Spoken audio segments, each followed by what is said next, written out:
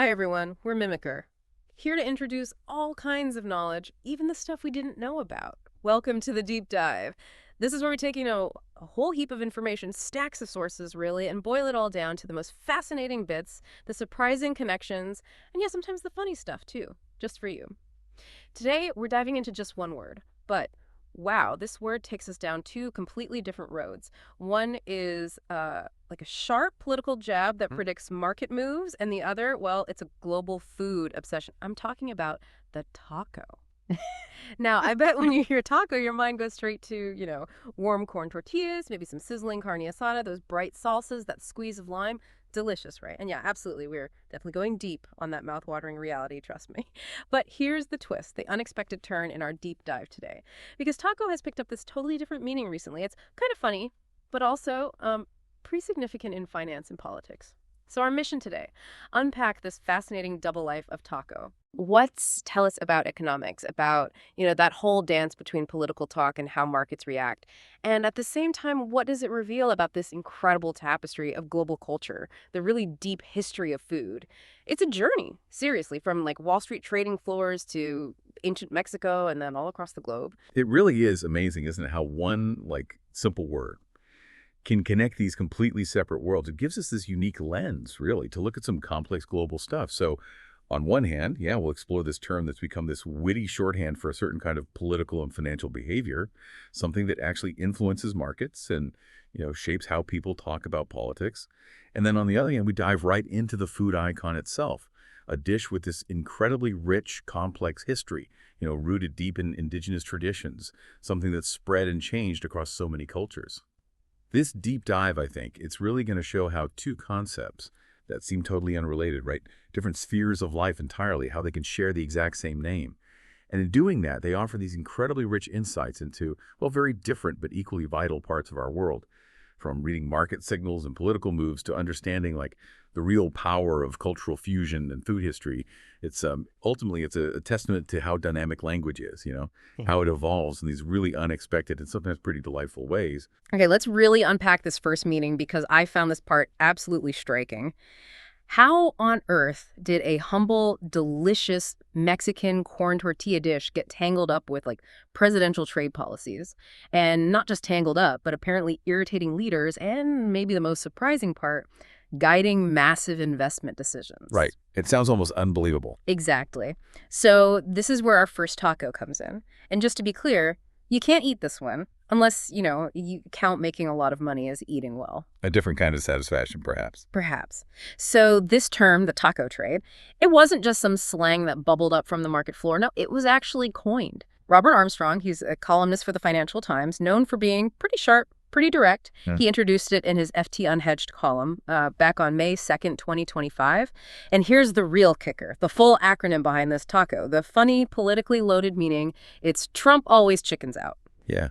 And what's truly fascinating there and what taco really highlights is how sophisticated investors, how they manage to turn what looks like political inconsistency or maybe even weakness into this profitable, almost predictable pattern. It's really a prime example of market folks trying to get ahead of policy shifts almost before they're even officially announced. So they're gaming the system, essentially. In a way, yes. Armstrong's taco theory describes this very specific, observable market reaction. It's tied to how a particular administration used tariff policies, kind of erratically, as a negotiating tool. The core idea is this.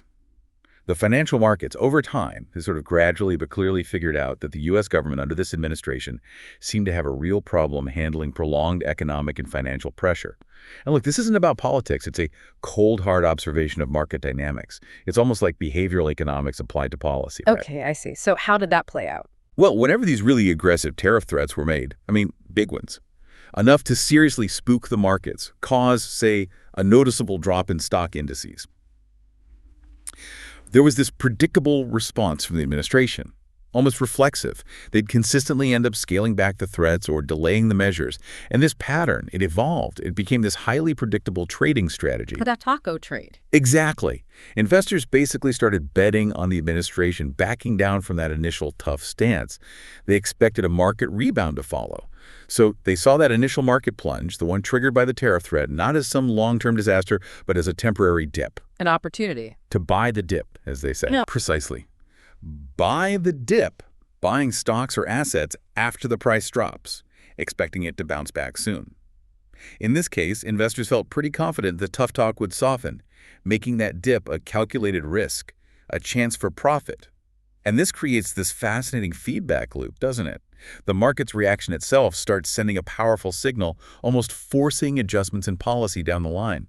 It reveals this dynamic where the threat is often the main weapon, and actually following through depends heavily on how the market reacts. And that phrase, chickens out, that's really where the sting comes from, right? It's definitely humorous, a bit of a jab, but it carries this really pointed implication. It suggests that despite all the tough talk, all the aggressive posturing, when the financial heat gets turned up, the perception is, well, all talk and no action. A reluctance, perhaps? Yeah, a kind of political reluctance, or maybe just an unwillingness to follow through when the economic fallout seems too harsh for the markets. And we actually saw this play out publicly, didn't we? It made headlines. End of May, I remember this, a White House reporter, who obviously knew the financial chatter, directly asked about the taco trade in a briefing. Oh, I remember that. Yeah. And reports said it visibly irritated the official involved. You can imagine why, right? That direct implication of backing down under pressure. And of course, publicly, the term was dismissed, not acknowledged. But, behind the scenes, many on Wall Street openly talked about taco as like a key lens, almost indispensable for reading policy moves. They saw this recurring pattern, tough talk, then partial retreat, as this reliable playbook for how the administration acted under financial stress. It really suggests that external pressure, especially for markets, can be a powerful force shaping what actually happens with policy. And if we connect this to the bigger picture, it becomes pretty clear this pattern wasn't just about trade policy. It seemed to be a broader characteristic of this administration's way of negotiating, of using leverage. This tendency, tuck rhetoric followed by concessions or easing off. It showed up elsewhere, too. Foreign policy is a big one. But maybe let's stick with the markets for a second. Let's look at some concrete examples of the taco trade in action. It shows just how predictable it seemed and the kind of money that moved based on this pattern. Yeah, good idea. Give us the specifics. Okay, take the incident in April. The administration went public with a threat of a huge 50% tariff on cars from the EU. Now, you can imagine the auto industry, global supply chains, the broader markets, they plunged almost instantly. Major indices dropped significantly. Investors were clearly worried. Right, that sounds like serious disruption. It was. But then, almost perfectly fitting the taco theory, and probably much to the relief of investors watching this pattern, the administration announced a 90-day delay. Basically, kick the can down the road. And the market reaction. Predictable. A strong rebound. It recovered from what had been nearly a 20% drop in mid-April. So those investors who had the nerve, or maybe just faith in the taco pattern, to buy the dip after that tariff threat, they were rewarded handsomely as the market corrected upwards. Wow. Okay, that's one clear example. And there's another striking one from the end of May. The market had been declining for days. Pressure was mounting from the financial world, who were clearly anticipating this pattern again. And then the administration made two key announcements. First, they put a 90-day pause on this massive 145% tariff planned for Chinese goods. That would have hit multiple sectors hard. Okay. Second, that decision on the controversial 50% EU car tariff, pushed back again, deferred to July. And the pattern held. It did. The markets, which had been shaky, immediately showed relief. They stabilized, started climbing again. This wasn't just random fluctuation, you see. Then, early May, the U.S. announced new tariffs, this time on imports from most countries. Ripples of concern again. And what strategy popped up immediately? Let me guess. Taco trading. You got it. Many investors, having seen this cycle before, jumped right in, buying the dip, betting confidently that, once again, these new measures would be walked back or seriously delayed.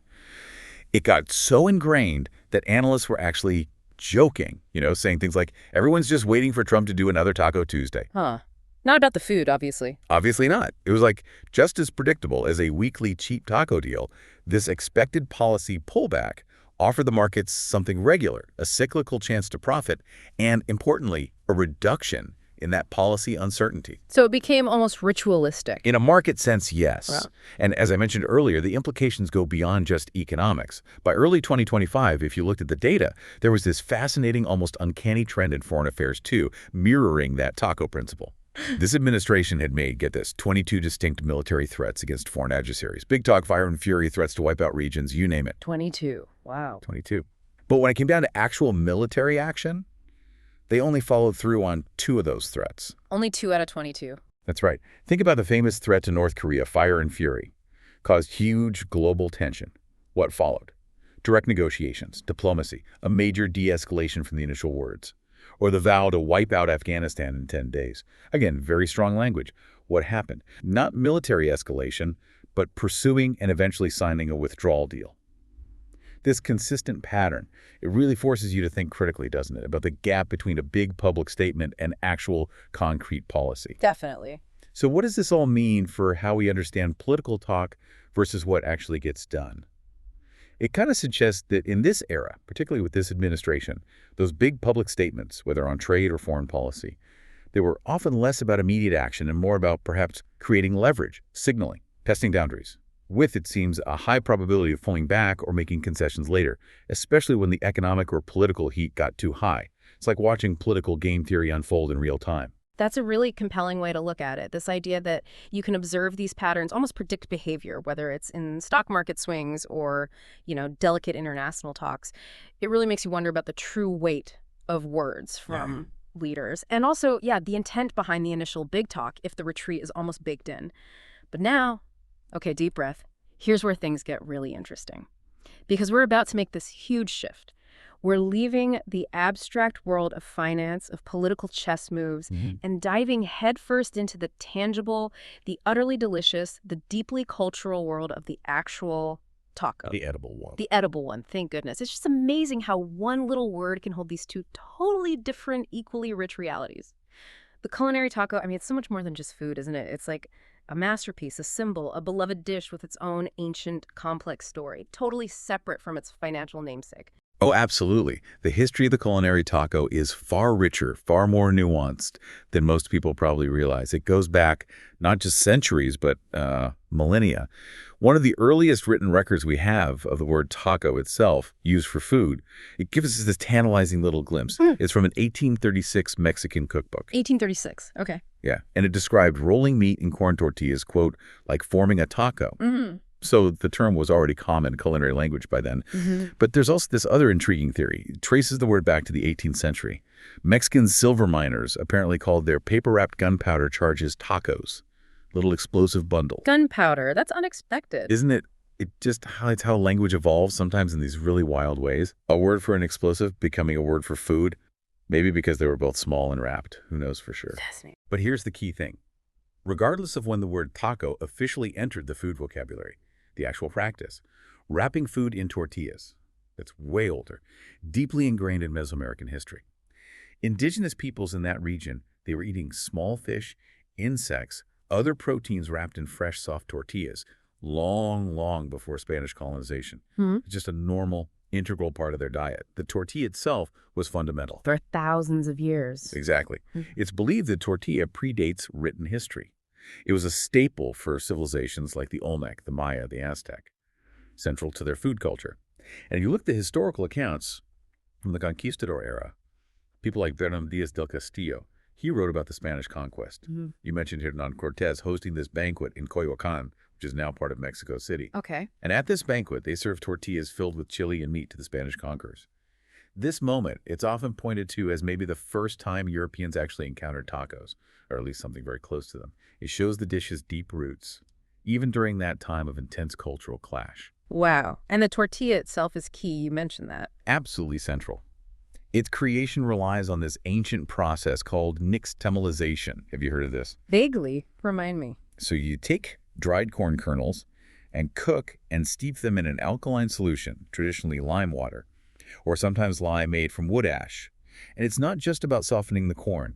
It fundamentally changes its nutritional value. It makes nutrients like niacin much more available for our bodies to absorb.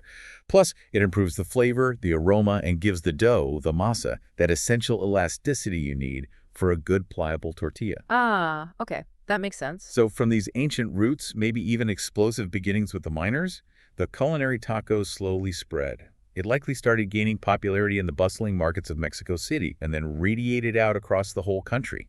The capital's cultural and economic influence played a big role, spreading food trends, solidifying the taco as this truly national, beloved dish. So at its core, the authentic taco structure is simple, right?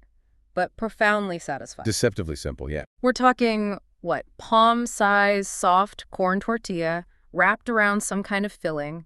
But it's in the details, isn't it? Those little choices, the techniques, that's where the real authenticity, the deliciousness comes from. Exactly. Like those tortillas made from corn that's gone through that nixtamalization process you just described. That's why they have that unique texture, that roasted corn smell. And the doubling up. Right. For durability, especially if the filling is juicy so it doesn't break. Using two tortillas stacked together, that's like a subtle sign of a really well-made, authentic taco. Yeah. Thinking about structure and flavor. It absolutely is. That carefully crafted foundation, that's what sets an authentic Mexican taco apart. It's the perfect base, the canvas, for all the incredible fillings and toppings that come next. It makes the whole thing way more than just the sum of its parts. Okay, so let's talk fillings and toppings, because that's where the variety explodes. Oh, absolutely. The diversity here is where the taco truly comes alive. It showcases the ingenuity, the resourcefulness, the regional differences within Mexican cuisine. Now, you'll commonly find amazing beef and pork preparations.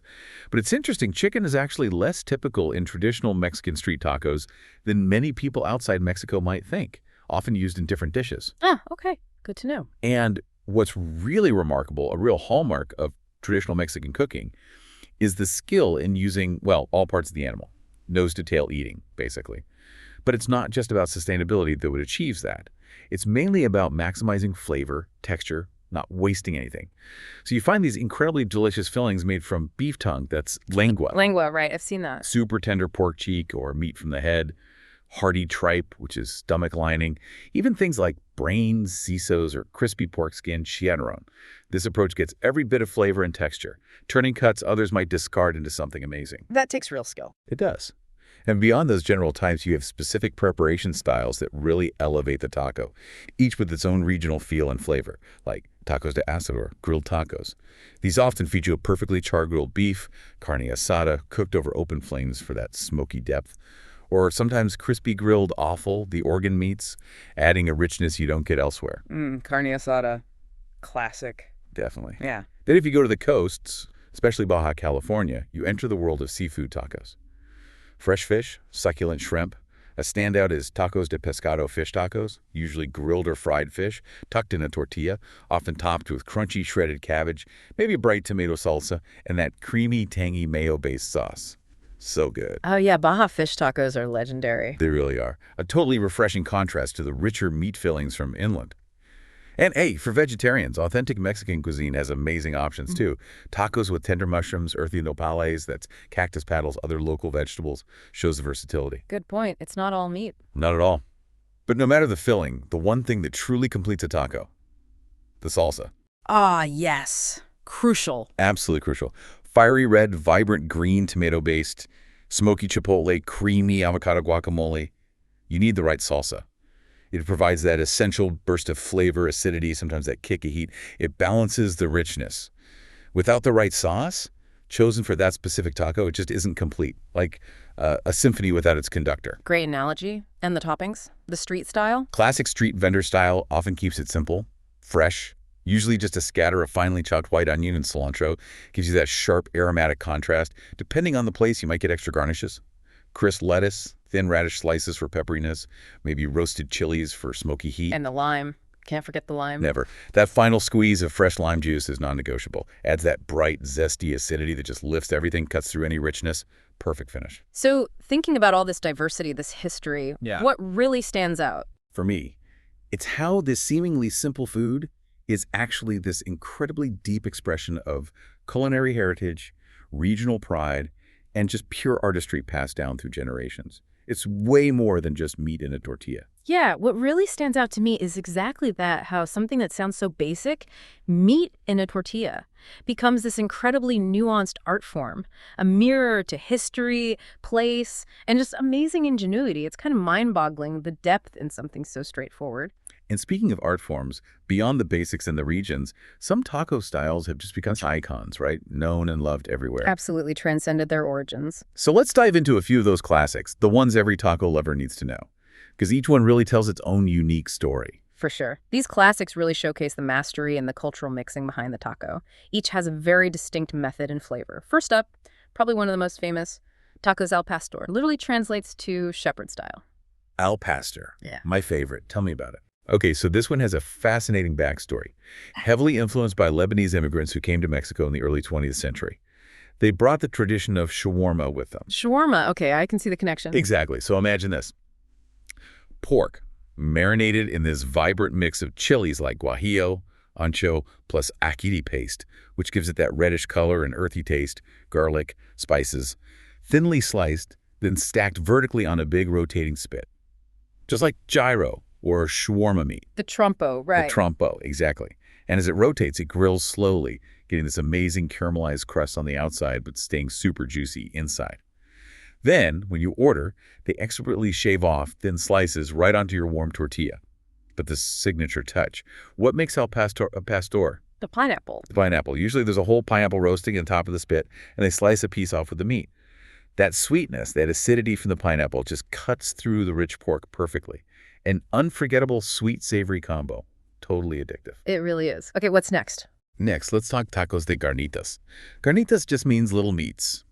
It refers to pork that's been slow-cooked, often for hours, traditionally in its own fat or lard, with things like orange peel, herbs, spices, until it's incredibly tender, like melt-in-your-mouth tender. Cooked in its own fat. Sounds amazing. Oh, it is. That slow cooking infuses it with so much flavor. Then the magic happens at the end. They often turn up the heat to crisp up the outside bits. So you get pork that's juicy and flavorful inside, but with these wonderful, crispy brown edges. The best of both worlds. Exactly. It's a truly beloved traditional filling. Pure comfort food, really. A testament to slow cooking, simple ingredients done right, often served quite simply, just letting that rich pork flavor shine. Makes sense. Don't mess with perfection. And the third, iconic one. Tacos de barbacoa. This is typically made with beef or lamb, slow braised with spices like garlic, cumin, bay leaves, until, again, it's so tender it just falls apart. Barbacoa. I associate that with, like, pit cooking. Historically, yes.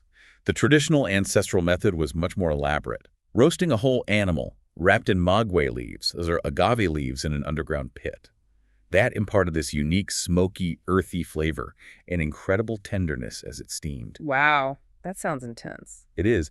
Nowadays, modern kitchens might use ovens, slow cookers, steamers, but the term barbacoa still refers to that style. Slow-cooked, incredibly tender, shredded, moist meat, deeply flavorful, really comforting, and it pairs beautifully with cheese, often.